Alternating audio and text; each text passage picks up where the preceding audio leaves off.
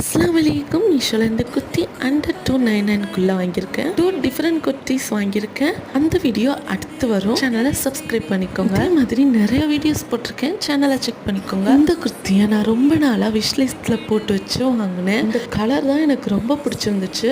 இது பிரிண்டட் குர்த்தி தான். இது நான் வாங்கி ரொம்ப நாள் ஆச்சு. ஸ்க்ரீனில் டீட்டெயில்ஸ் கொடுப்பேன், பார்த்து செக் பண்ணிக்கோங்க. நான் பை பண்ண டீட்டெயில்ஸ். துணி ரொம்ப சூப்பராக இருந்துச்சு, வேறு லெவல்னு சொல்லலாம்.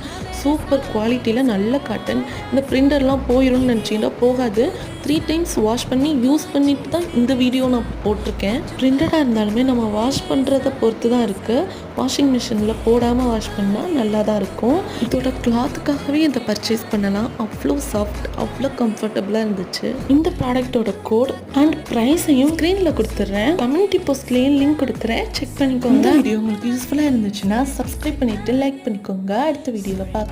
பாய்.